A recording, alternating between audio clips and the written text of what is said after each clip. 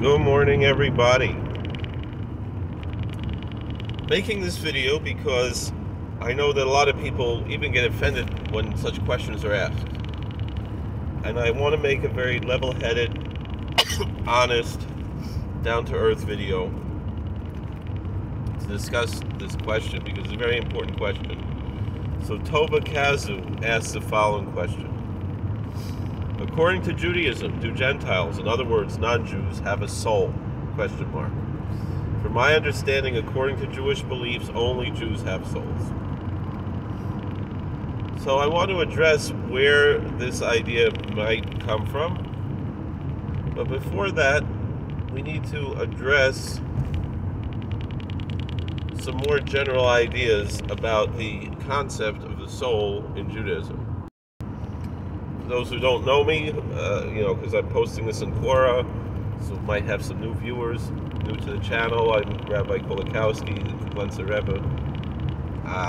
Just a regular guy. I work as a prison chaplain. And I do a lot of ministry to non-Jewish people, both in my prison ministry, in my mental health ministry as a chaplain in a mental health institution, and as a wedding officiant who serves people of all backgrounds, faiths, religions, or none at all. So, and also, my father wasn't Jewish, and my in-laws weren't Jewish. My mother is Jewish, and my wife converted. So I have where to speak from.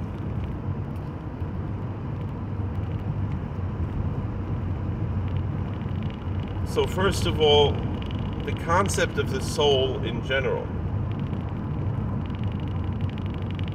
is not a dogmatic concept in Judaism. I know some people will claim that Judaism is not at all a dogmatic faith. And there is room for that, although we do have dogmas that we express in our liturgy, and we are required to recite liturgy. Recitation of liturgy is considered an action. A lot of people claim that Judaism is more of a religion of action rather than faith. It's a religion of deed rather than creed. But the truth is, we do have a creed. We do have basic dogmas of our faith that are generally accepted as dogmatic. And nobody disagrees that these dogmas are Jewish beliefs. The only disagreement is whether or not they are to be treated in a dogmatic fashion or not.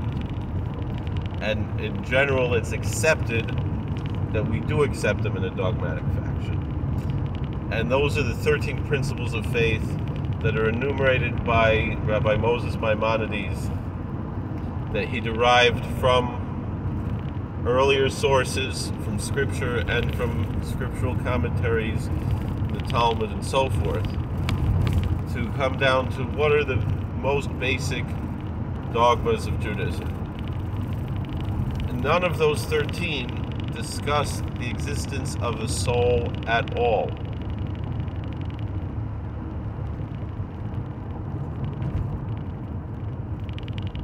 While certainly there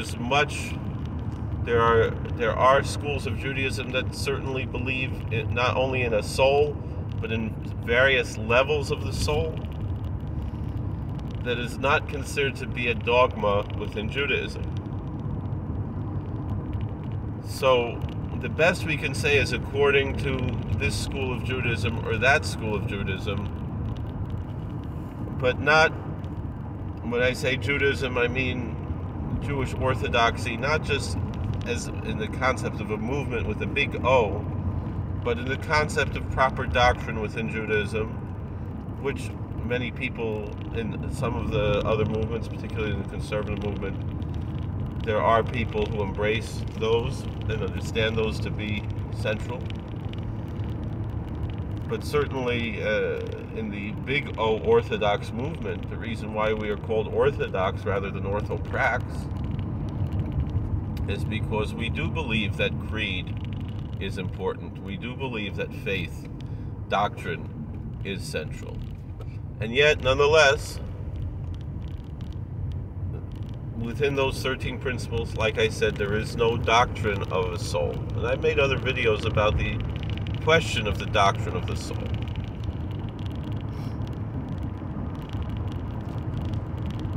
This concept of a doctrinal approach to the soul appears mostly in works of Jewish mysticism within the Jewish tradition, which are considered by most Orthodox Jews to be authentic.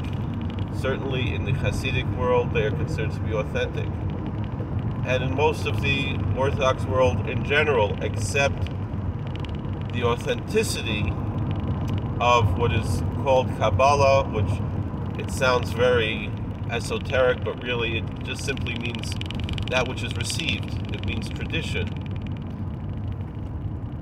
And so we have a mystical tradition, as other faiths also have a mystical tradition.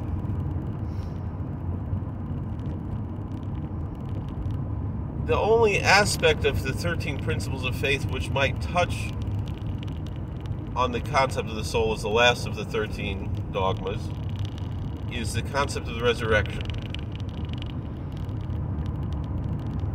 Liturgically, it's expressed, I believe, with perfect faith, that there will be a resurrection of the dead at a time when the Creator decides that it's proper to do so. And some accused Maimonides of denying the doctrine of the resurrection, and so he wrote a treatise, an apologetic treatise, really defending himself as being a believer in the doctrine of resurrection. And the central part of this resurrection is that we believe that there will be a bodily resurrection. It's the reason for much of the method in which the Jewish burial takes place. It's a major reason why cremation is anathema in most Jewish communities. There are other reasons as well, cultural reasons, historical reasons. But for the most part, it is linked to the belief in the resurrection, and that we are able to, that we, in some eschatological future, we believe very firmly, and we express this liturgically, and that's really one of the major conflicts between Orthodox Judaism and the Reform movement away from Judaism, is that the Reform removed the references to resurrection from their liturgy.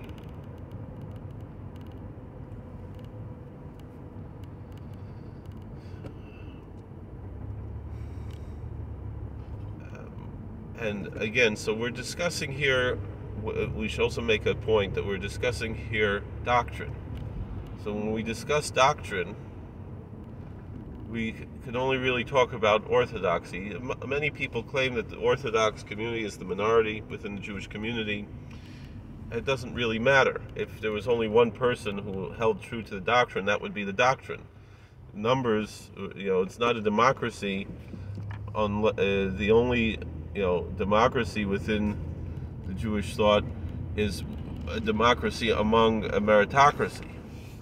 It's not a democracy among heretics, apostates, sinners. It's only among those who are true to the faith. And so if it just so happens that or it's alleged that the majority of Jews, which it's not so clear that that's even true, because a lot of people who identify within the Reform movement would not be recognized as being even, Jewish heretics.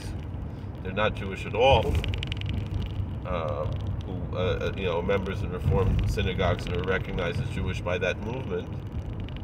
But furthermore, a heretic is excluded from the community in a certain sense and loses their share.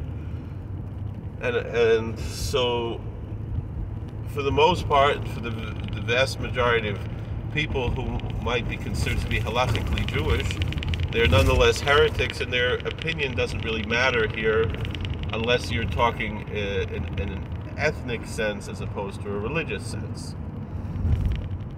So people who ethnically define themselves as Jewish, it doesn't really matter very much, what they believe. Although that might be the majority of people who identify as Jewish. And it should be noted. As far as going back to what we're discussing, so there are many different approaches even within the Kabbalistic traditions, within the mystical traditions, of how the soul is seen. In general, what we generally hear from the Kabbalistic traditions is that there are 5 levels of the soul: Nefesh, Ruach, Neshama, Chaya, and Yechida. Nefesh is the basic level of the soul. It's basically the life force. But going back to the resurrection, I guess there is a concept of the soul, because it's understood that the soul will return to the body, or otherwise the body will be restored to life, regenerated, whatever it means. Could there be a resurrection without a concept of a soul? I guess it's possible to say so, and that is certainly a doctrine. But as far as what what the doctrine is, it's not very clear. As a universal idea within Orthodox Judaism, I mean. However, like I said, the concepts of the Kabbalah are what are generally accepted, not in a dogmatic sense, but doctrinally in a non-dogmatic sense. Meaning that if one rejects these concepts, one can still be a doctrinally sound Orthodox Jew, because he or she is not violating any dogma. And so we get to what are the beliefs of the Kabbalists, and particularly the Hasidic Kabbalists, which had a lot of influence, although there are many non-Hasidic Kabbalists, pre-Hasidic Kabbalists, and post-Hasidic, non-Hasidic Kabbalists, who do discuss these questions. Like I said, there are 5 levels: Nefesh, Ruach, Neshama, Chaya, Yechida. Each of these words can be connected etymologically to other words in the Hebrew lexicon.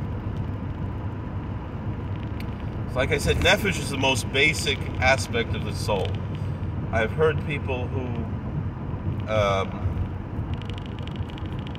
make comparative religion, and pious Jewish rabbis who make comparative religion, to say that this concept of nefesh is very similar to the concept of chi or ki in the Eastern traditions, the Chinese traditions, and so forth. To the point where one of my rabbis told us that at least, and even the nefesh is divided further into different aspects, that there's the nefesh bahamis, the animal life force, and the nefesh elokis, the godly life force. And that the nefesh bahamis, the animal life force, is something that we eventually science will be able to discover. Well, this is an educated person. He has a master's degree in social work, and he says that is where, that is something that science will eventually discover. Again, the same energy that the Chinese would call, even though he doesn't use that the Chinese would call chi or ki, and some other traditions would call orgone, and other, I think this is a Greek concept, that there is a basic life energy. And it's not merely a biological energy, but rather an energy that exists within all created beings on the 4 different levels of existence, which are human beings, which are the talking spirits, the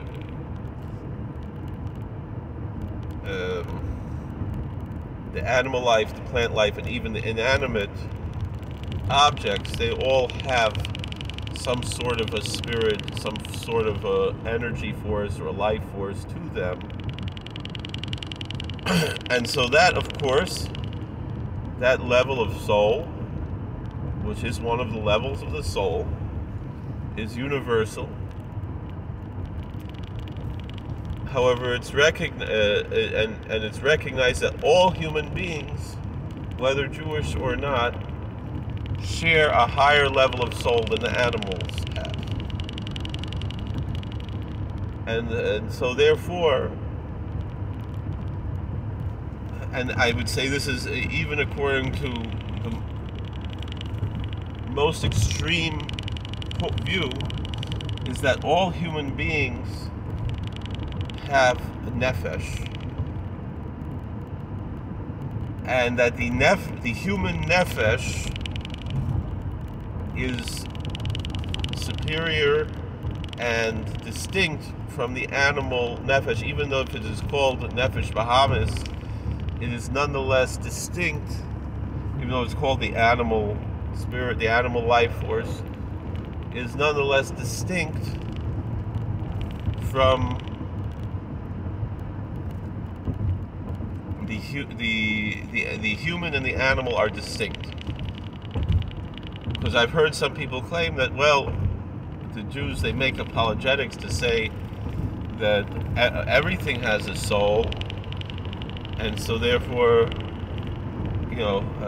non-Jews also have, but it's the same as what even inanimate objects have, and that's not true. Meaning that there's clearly a different energy force that goes from the domain, the inanimate, to the tzomeach, the plant life, to the chai, to the animal life, to the medaber, to the speaking, the human being. And so therefore, nobody says that non-Jews have no soul at all.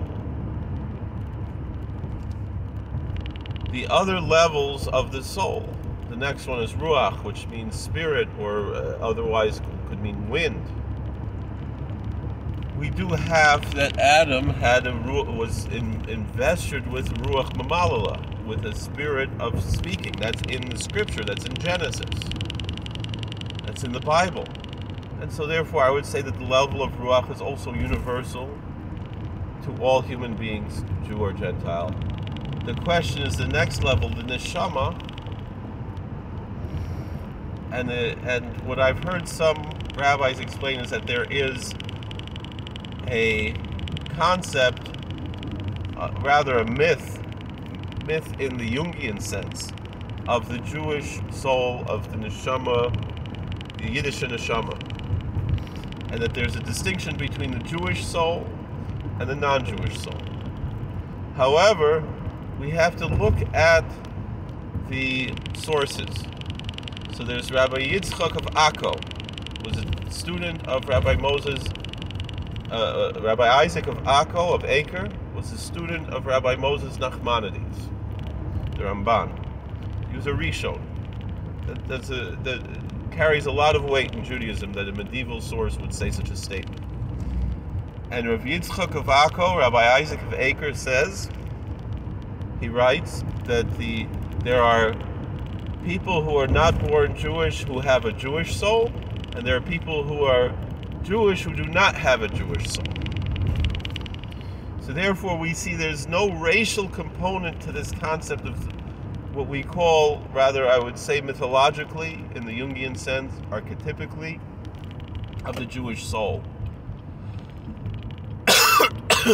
Furthermore, there's the concept of gaining a soul, which certainly appears in the Kabbalistic texts, that through prayer and devotion we gain these higher levels of the soul, meaning that they exist archetypically in heaven, but we are not imbued with them. We don't connect to them except through pious devotion to God. And that is available to anyone of any race. You can, certainly if someone converts to Judaism, they're imbued with that and with these different levels, and I've seen that. I've seen that people's lives change and they have new challenges when they convert to Judaism, because with a higher level of soul comes more challenges and more responsibilities, and therefore more temptations. Although it might, doesn't necessarily happen to everybody, that they have the temptations and they could still nonetheless be imbued with that soul. And so therefore, when we do get to that point of the discussion of the difference between the Jewish soul and the non-Jewish soul, or it's not really even a non-Jewish soul, but just a lack of the Jewish soul, there's nothing racial about that, and many say that even there are people who naturally have what we would call the Jewish soul, who are not Jewish at all, not converting. They might be a member of a different religion altogether, but they have that aspect that is symbolically referred to as such, or mythologically referred to as the Jewish soul. And furthermore, of course, there are many people who identify as Jewish, might be halachically Jewish, but they're heretics, they're apostates, and they might not have this, what we call the Jewish soul. And we see that quite often. So that is the answer that I can give to this question. Thank you for watching. God bless. Please like, share, and subscribe, comment. We'll see you later. How do I turn this thing off?